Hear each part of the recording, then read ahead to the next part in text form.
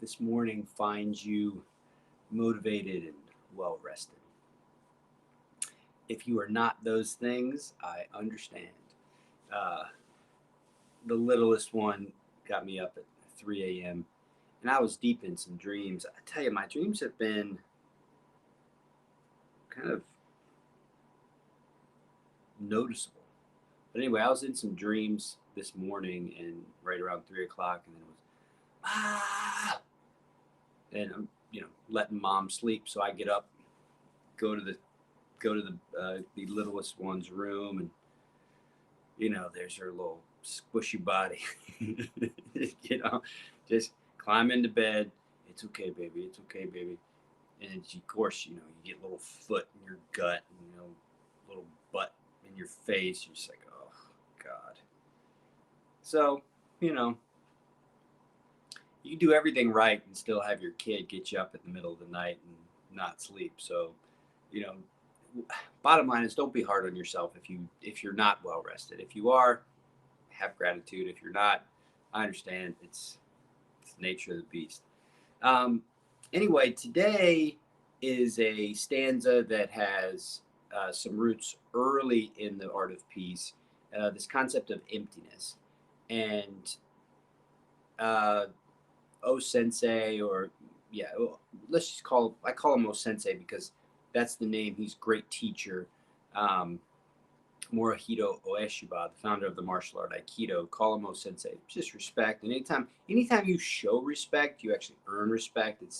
It's like you can't show respect without having respect inside yourself. It's kind of like you can't show honor without having honor inside yourself. So it's always a nice thing to show respect. Anyway, um, emptiness is in the first stanzas, and it's now in the 98th stanza. So it's the fifth stanza and the 98th stanza. So the fifth stanza is, if you have not linked yourself to true emptiness, you will never understand the art of peace. And the 98th stanza is, cast off limiting thoughts and return to true emptiness. Stand in the midst of the great void. This is the secret of the way of the warrior. Um, Emptiness, great void. What's he talking about? Well, I instead of talking about what he means by emptiness, I'll tell you a story. Okay, so the story begins in, I think it's, I don't know, 800 BC or something like that, or yeah, like 800 BC. So in 800 BC, there was this tribe called the Lacedonians, and they used this letter L on their shield for Lacedonia. Lacedonia was then kind of given the name Sparta, and the Spartans were a powerful tribe. Part of what made them so powerful is they developed an incredibly powerful style of fighting, um, called it phalanx, and they trained for war night and day. That was it. They even trained their babies for war. If you were a Spartan child, you were given a bunch of tests.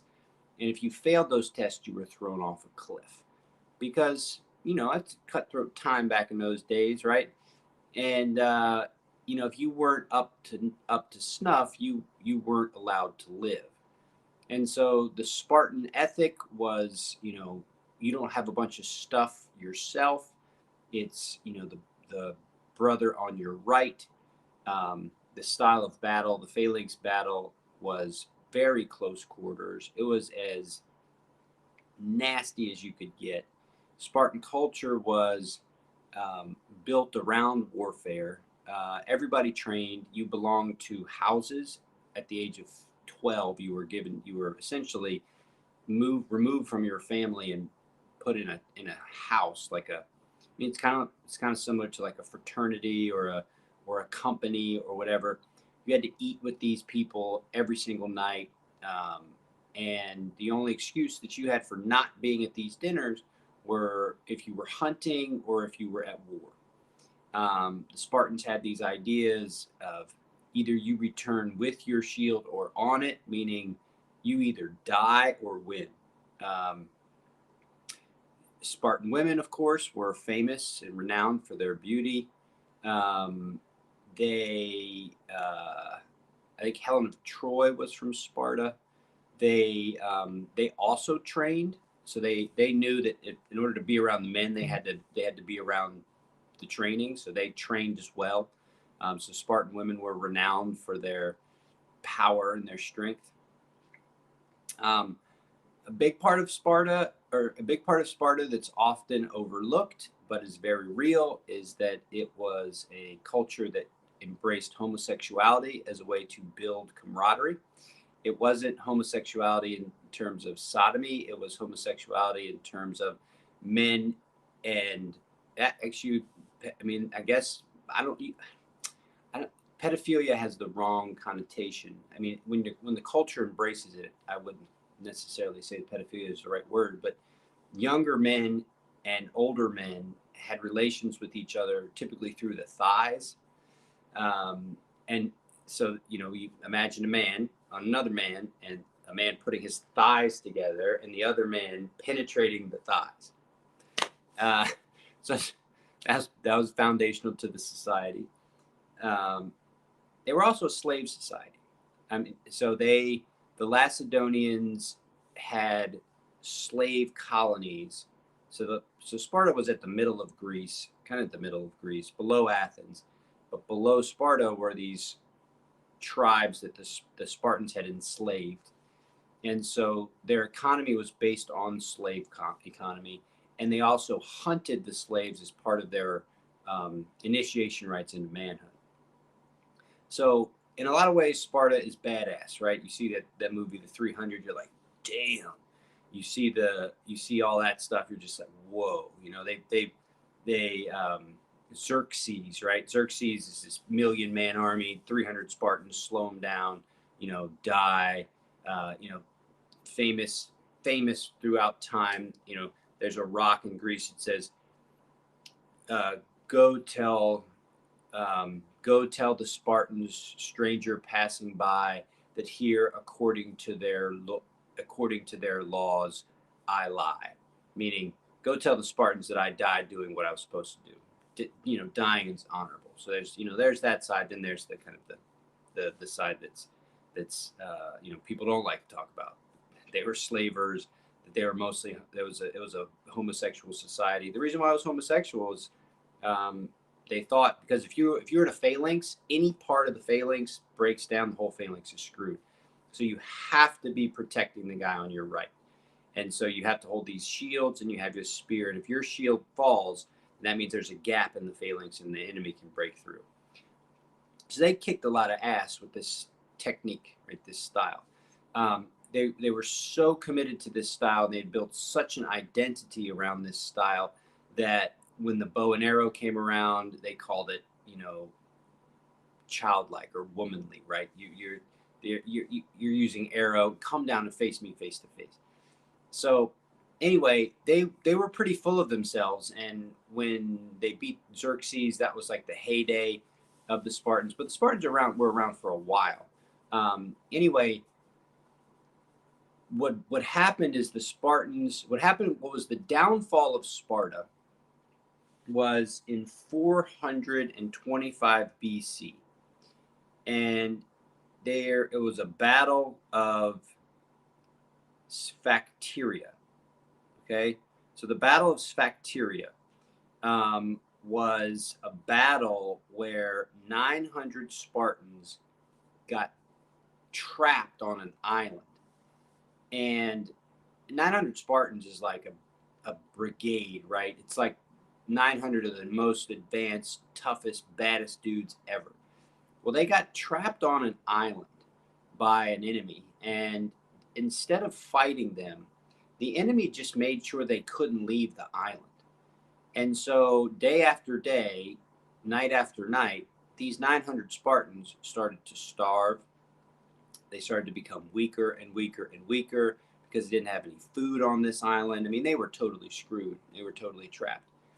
And so all their bluster, all their bravado, all their power, all their strength, all their tactics were just allowed to be. I mean, do whatever you want. You could phalanx across that island, no problem.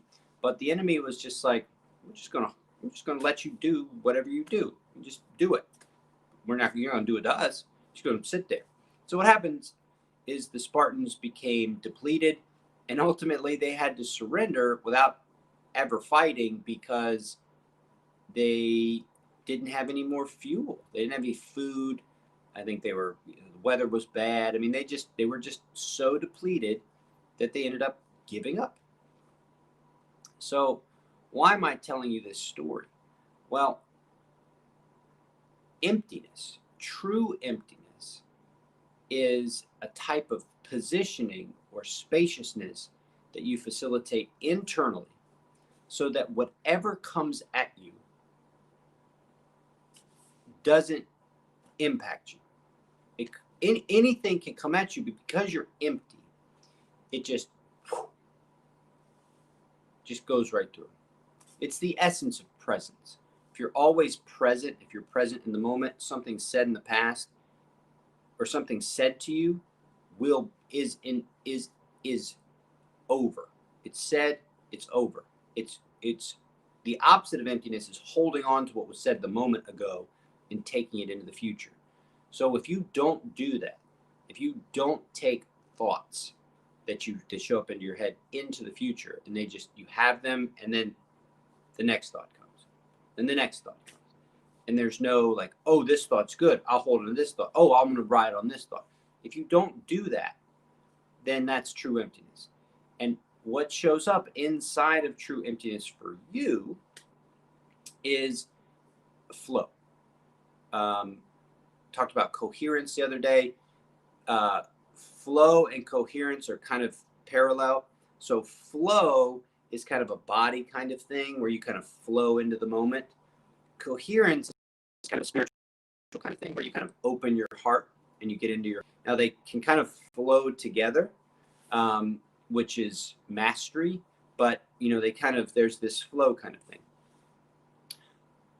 But true emptiness is like that attack, right? You don't go on the island to attack the Spartans. You don't go and I have a better technique, I'm going to go fight the Spartans. No. You find a way for the Spartans to become powerless, and then you just let them be. You let them be. You just let it do its thing, and it just peters out. And I just never, growing up, it never occurred to me that could be so powerful. Another way I think about siege warfare, right? But even siege warfare has its limits because you got to keep fighting. This analogy with the Spartans is perfect because nature takes its course. So what I want to point out, and I hope you remember for the day, is as you're practicing and becoming more aware of the choices you have for how to interact with life and its challenges, as you become more aware, start to recognize that so much of your strength and your the limitations of your strength are built off of ideas of making something happen. You've got to do it. You've got to make it happen. When a lot of things happen if you just step back and let them take their course. And it doesn't mean checking out. I mean, you have to be present. Like, for example, on that island, the enemy of the Spartans had to keep patrolling the island to make sure that the Spartans couldn't get off. And I think there was like a spot that was the only spot they could get off. And so they just made sure that spot was squared away. But other than that, they just let them take their course. So much of why we move and why we choose what we choose is a projection of this need for an outcome or a need for clarity. And oftentimes that kind of drives us to think and to analyze and to try to figure something out when it might best just be left as nothing. Just let it roll. And so I'll leave you with that for today, but I really want you to be thinking about what it means to be empty, especially inside of conversations. Mindful listening is listening without any analysis of what you're listening to. You're not judging it, you're not trying to figure it out, you're not trying to best it, you're just listening. And you're engaging just the power of presence, just listening. And so I encourage you to study that today. I encourage you to take a look at what it would mean to interact with someone who typically when you interact with them, they're triggering this or they're triggering that. You're trying to explain this, you're trying to explain that, you're trying to justify this, or why don't you see this? Da, da, da. And what if instead you just listened, just deeply listened, didn't judge, just listened? You might find that things play out. Maybe not, but you might find it. So I encourage you to be mindful of, what do you say? True emptiness. And then, stand in the midst of the great void, right? I love that. I love that statement. All right. Boy, I'm trying to be better about time. Yesterday was long. All right. Cue up comfort. Cue it up.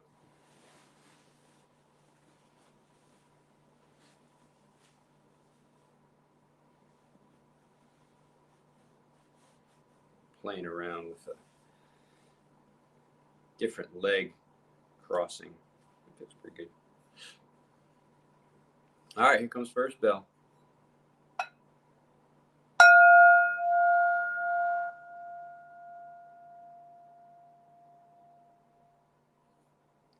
Sight, sound, taste, touch, smell. What shows up for you?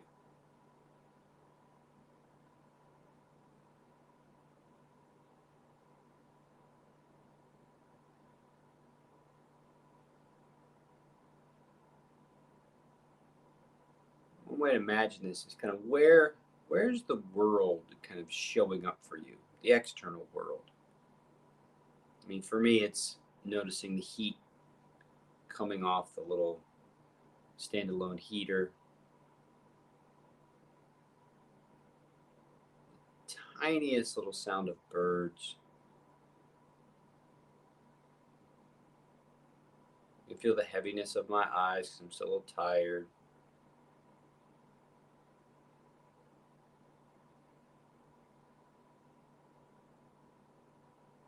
Fabric of my clothing, feel that.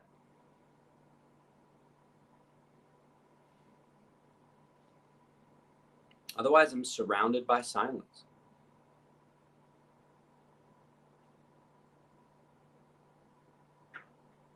Just notice the way that the world is being registered by your senses.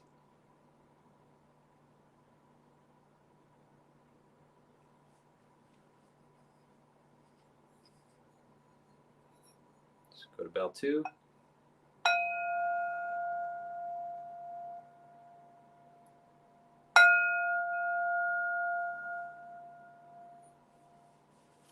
Okay, so we've looked at the world through the senses, the lens of the senses. Now, let's go into the body. And so what you're doing when you're going into your body is you're establishing just this rapport. It's this constant back and forth. And most of the communication is going to be cordial, it's essentially hello, how are you? Good, okay. And so when you check your ground, in a sense, you're checking in with your ground, the area that's touching your bottom of your feet, your ankles, the outside edges of your shins if you're sitting crisscross applesauce, your rear end on your meditation cushion. You're just checking in, what's going on down there? Is it comfortable? Any changes needed? Any changes needed? And your body's not going to show up with words. It's just going to show up with sensation. And if the sensation's uncomfortable, don't army it. Don't suck it up. Move. Make it comfortable. Make an adjustment. These are your cues. Your body's giving you cues to how it could be more comfortable. So once you've established your ground, you move up to the pelvis. So the pelvis is the base of the spine. What I'm always thinking about when I start with my pelvis and I start moving up the rest of my spine is, what do I want my body language to be like? So I think about my body language as a construction, something that I make. It's not, it has its defaults, right? But more I make my body language by participating with my body. And the language comes through by just attention. So by attending or putting my awareness on each of these points, I'm creating a narrative between my awareness and my body sensation that culminates in my alignment.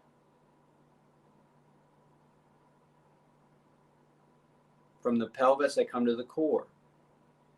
Now I'm having a renaissance in my core because so much of my attention to my core has been, I guess, dictated by my relationship to my belly and my stomach and the shame I've held there for so long because I've been overweight, etc., etc., etc. So I have a lot of holding patterns at my core. And for a long time, I've been noticing those holding patterns kind of around the belly button level. But recently, I've been noticing the holding patterns up around the sternum. So the sucking in that I've attempted to do to show people that I'm skinny has been across the board in the core space, but I've never noticed this one area before. And things happen like this a lot in terms of the practice. Things that you thought were the things to pay attention to are actually not the thing, and it's because you thought that that's the thing to pay attention to that you missed the thing that's actually the thing you should be paying attention to. That's totally normal. That's what happens. You get kind of focused on an area and you miss the other area, thinking that the real problem's there when it's actually somewhere else. That's okay. It's just how the process goes. So I've been kind of noticing the top of my core, placed by where the ribs are, and kind of softening there. So that all that's to say for you is, when you get to your core, spend a little time noticing how your core is engaged. Now, from there, think of lifting. Your body lifts and your core relaxes. So you lift and relax at the same time. You're lifting into the heart space and relaxing at the same time. Get to the heart space, get to those shoulder blades. Heart space, shoulder blades, collarbones. This is your real kind of language creator, right? The pelvis and the core kind of are the stabilizers and the foundation, but your heart space, shoulder blades are really what communicate not only to the world, how you're standing, how you're feeling, but also to the rest of your systems. So your diaphragm is here, your shoulder blades are here, how you're breathing is going to be impacted by how you carry this space. So having an interaction with this space and a kind of communication with your shoulder blades, and just getting a feel, an over and over feel, like if you swing a golf club 10,000 times, you get a greater feel for swinging a golf club. If you consciously pay attention to building your alignment 10,000 times, you get a conscious feel for your body. Now, obviously you want a conscious feel for the golf club, right? You want to play golf well. Well, the same holds true, but even to a greater degree with your own body. Now, again, we're not taught this stuff because typically we're taught to deny the body, but now that's changing. We're evolving. That's what we should. So pay some attention to your shoulder blades, collarbones, heart space. From here, go to throat. Now, throat is your communicator with the world, and it's kind of the link between the body and the brain. So there's a lot to be learned from the throat. So go through the different layers of sensation, swallow, breath, temperature of breath, and hum. So on your own, just kind of go through that and feel the throat at its different levels. I'll talk you through my experience. So I'm just going to swirl some spit around in my mouth. Swallow. I feel the throat kind of contract at the top to pull the swallow down. And then I feel the swallows travel down and just disappear. Okay, next, noticing breath in the throat.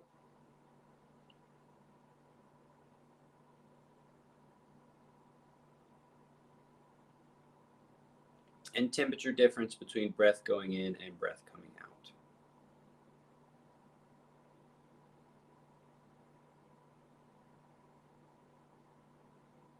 Now hum.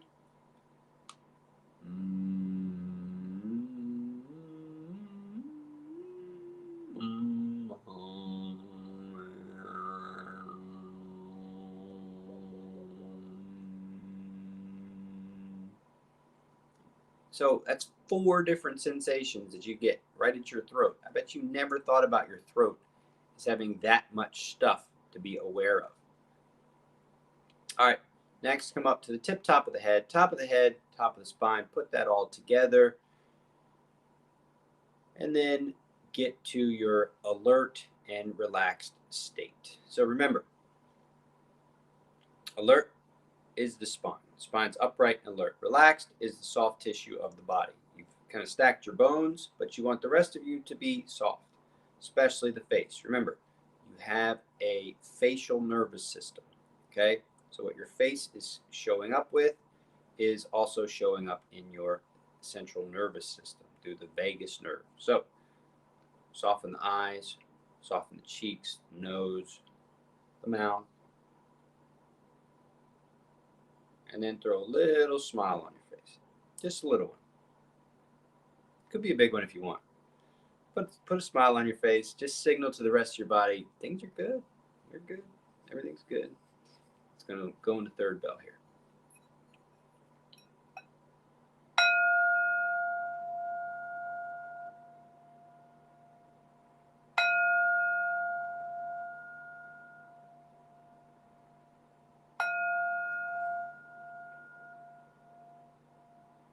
Let's continue with 4, 7, 8. We'll do a minute or two at the end of just stillness. So 3 rounds of 4, 7, 8. That's 4 seconds to inhale, 7 seconds hold at the top, 8 seconds to exhale and repeat.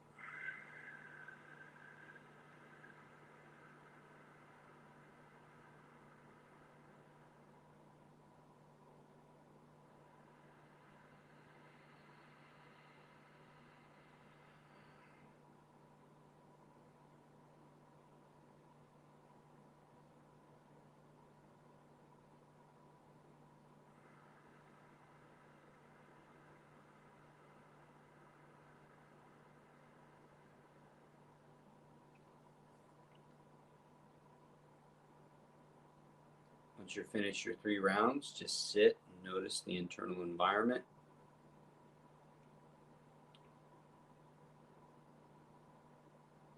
Nuanced stuff. Speed of thought.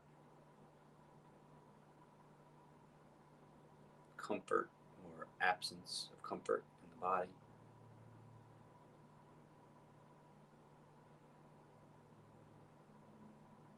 Maybe a sense of emptiness.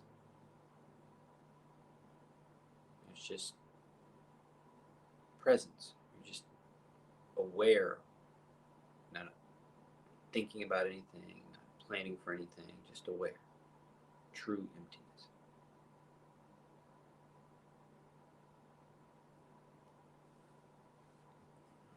Move to fourth bell.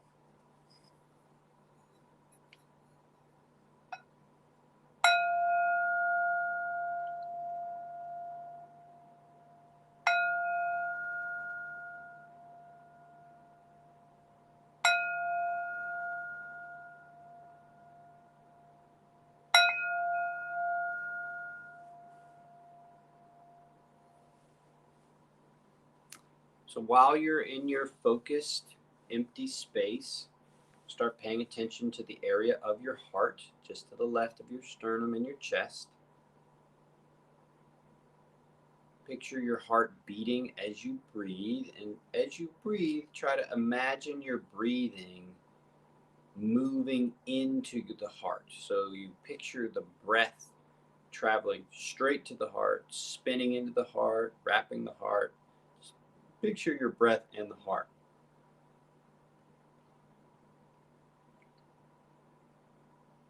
Keep that little smile on your face. Now, as you're breathing into your heart, picture gratitude. And whatever shows up when I say the word gratitude, maybe it's a person, place, thing, or activity, what shows up when I say, think of something that you're grateful for?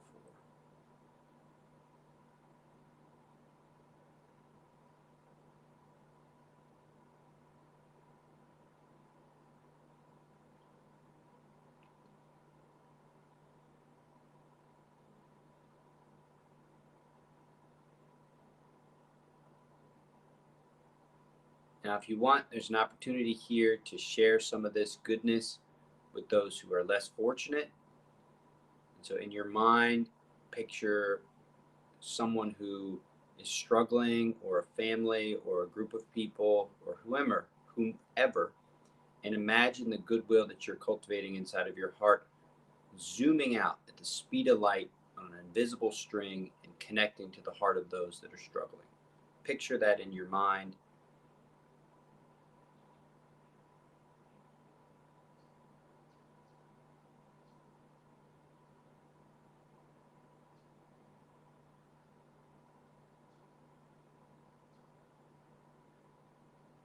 And finish intentionally by going through 2 more rounds of breath, and on the second exhale, you're done.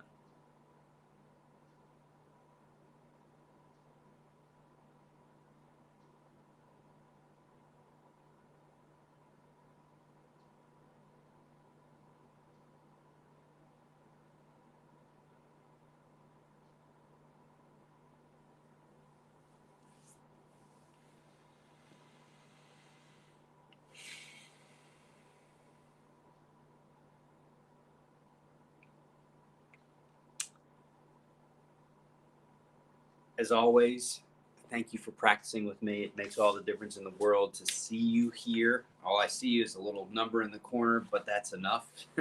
It makes all the difference in the world. So thank you. Tomorrow is stanza 99. I'm going to talk a little bit more tomorrow about the kind of the realms of the human experience, and kind of understanding this art of peace in those realms. So you got the mind, the body, and the mysteries. We'll talk about that tomorrow. And then Friday's a little bit more spiritual. We'll talk a little bit about that on Friday. And then we're moving in. We're almost done. We're on almost at 100, so we'll be at 100 by the end of the week. And then from there, we've got 14 left. Quite a journey. All right, Armor Down. Great to see you. Ooh. Nice. Great to see you. And thanks for the comments, Sammy. I will talk to you tomorrow.